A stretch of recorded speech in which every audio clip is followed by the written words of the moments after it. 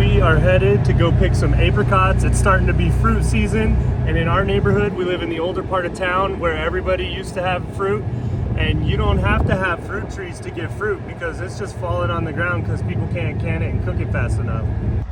I love apricots so much. That tree is loaded. Let's go get them. So many apricots, and if you don't come get them quick, they go ripe real fast and they fall. So look at our pretty garden. Yeah, everybody has good gardens here. I like their arch. And they got some big raspberries there too. Where? Right there, that big old bush. I was just talking to Jamie about this apricot tree. It is a big apricot tree, and being in the old part of town, I would wager that this is... It's big. It's probably 80 years old. Yeah, it's what you call heirloom for sure, but it might be bigger than 80 years old. I mean, maybe 80, maybe 60. I don't know. I'd have to cut the tree apart to see the rings, right? But look at how big it is. It just goes. So 4 trays equals half a basket. Yeah, freeze drying would be a long process. We can do 4 more trays and put them in the freezer, and then they'll be that much further along when these come out. Yeah, I think that's a good idea. Yeah.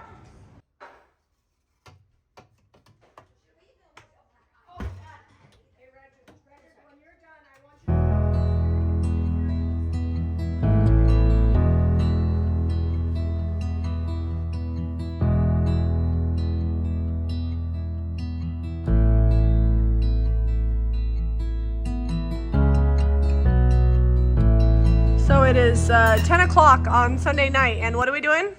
Preserving, because you gotta preserve when the fruit's ready to go. Making jam. So it is 2 parts fruit to 1 part sugar. We're actually using regular sugar because it tastes better, and Zeb's not probably gonna eat this jam anyways. We'll make some for him later. Instead of pectin, we're using citric acid because this is what we have on hand because we use it to make cheese. And it's a teaspoon of citric acid to 4 cups of the apricots. And actually, if you are like happy to cook them long enough, you don't have to add any because there's enough pectin in this fruit. If you cook it long enough, you won't need it. But we're going to add some of the citric acid in here too, and maybe a little lemon juice. So we heard that some people scoop the foam off the top and then pour over vanilla ice cream, but Zeb can't try that. So I think I'm gonna have to maybe try it for him. You're gonna have to sacrifice for the team and try some? I don't know that we even have vanilla ice cream. It'd probably be good on whatever you put it on, like a peach shake. So this is a copper pot that's tin lined that I bought secondhand, and copper is really good for jam because it's really good for heat conductivity. Is that the word? Mm-hmm. Copper can be kind of expensive, but if you can find secondhand, it's not too bad. I think this probably cost me about $60 or $70. I spent like $250, but I got like 5 pots. I also picked up this one that we're going to be using for the fruit leather. This is a jam pot, and I think I paid $30 at DI. And so that was actually one of my favorite finds. It's a French jam pot. So the fruit leather we are doing with just coconut sugar because I'm going to be eating a lot of the fruit leather, and the kids will eat it, and it'll be fine all dried out. The jam, it does change the flavor of the jam quite a bit. So what we're going to do is we're going to try just a little bit. Like, this is really not that much sugar for how many apricots there are. Then we'll just taste it. And if it tastes good, then we will leave it. And if it needs more sugar, we can add more sugar. Just a cold plate, see if my mixture's thick enough. No. Well, I hit some water because I rinsed it earlier. I think that's thick enough. I think you need to wait a little longer. Like, you don't want your jam to not be thick enough. That's not. All right, we'll wait more. We also have 1 part coconut sugar to 1 part water going because I'm going to just do some simple syrup apricots with the leftovers, and we're getting fruit leather going here. This is why we need a bigger stove. That pot is going to take a hot minute to boil on that middle burner, but it'll work.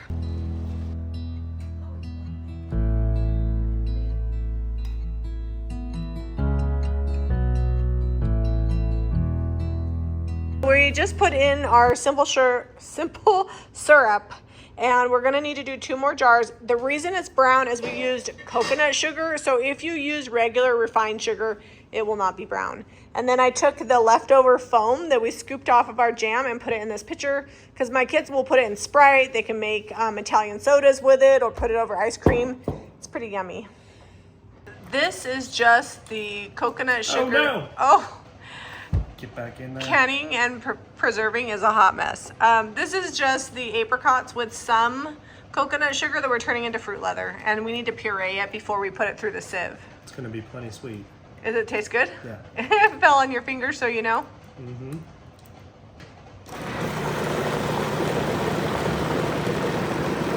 Good thing we picked up that sieve at the DI. I know, right? Drifted. You're splattering. Look, there's splatter. Oh no. The kitchen's a hot mess, but we have been cleaning as we go, which is nice. You need to do that or else you're gonna be done and be miserable because it'll be a sticky mess. Like I had the vacuum out because I was vacuuming sugar. All right, so you just take the cheater spoon, otherwise known as the silicone spatula, and smush it.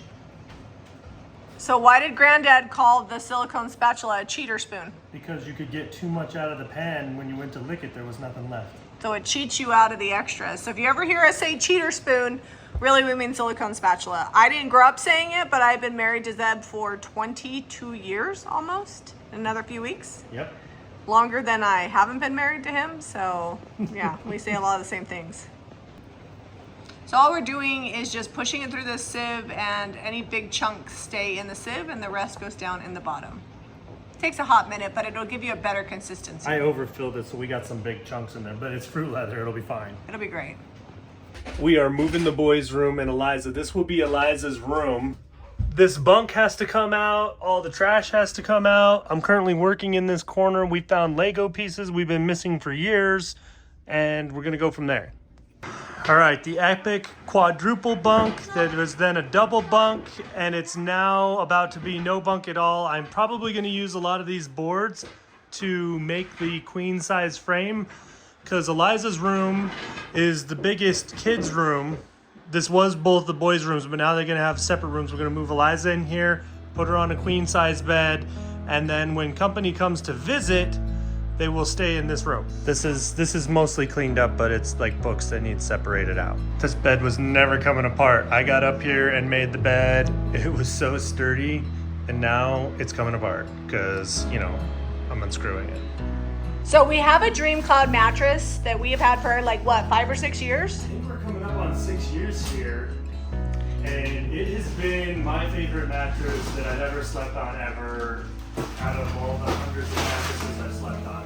Yeah. So we got Eliza one, and this is essentially gonna be the spare bedroom when guests come. So it's queen size, which, you know, 99% of the time Eliza's gonna be on it, sleeping like Princess in the Pea over here. Yeah, she's gonna enjoy it. We have an affiliate link for Dream Cloud. They didn't sponsor this video or even pay for this mattress. We paid for this mattress ourselves because we just love it and we know it's a good mattress. And so that's what Eliza is going to be using. And just to give you a heads up of where we're at, like we're still moving stuff around. We have to repaint it. There's artwork. Let's just say the boys are kind of gross. I mean, Jack is pretty bad, but Jack's in his room, maybe. Look, Jack's room is getting set up. Yeah, they do grow. They come in a box that size, and then it's gonna be huge. Eliza's not gonna have as much room in here as she thinks. No, I told her once we get the bed set up and a dresser in here, it's not gonna be that big. Yeah, will it be able to fit this way? Keep it bumped against the wall. I don't know, like, but she's gonna be able to put, the TV's gonna be this Probably way. put it here, right here, facing this Yeah, way. and then she can have a nightstand and a nightstand. I've got 2 plugs on this side here. Yeah. So I'm thinking bed in the middle, nightstand, nightstand. She can fit a lot of stuff in nightstands, and then something skinny under here with her TV. And that's all she needs in here. Radishes are coming out. I think we're gonna freeze dry them, just do like radish chips, because it's quick and easy and we can just pop them in there, just slice them and done. I've never had them like that. We haven't done radishes in the freeze dryer, so we'll see how that goes. I'll let you guys know. I'm sure it'll be fine. You can pretty much freeze dry anything except for fatty stuff.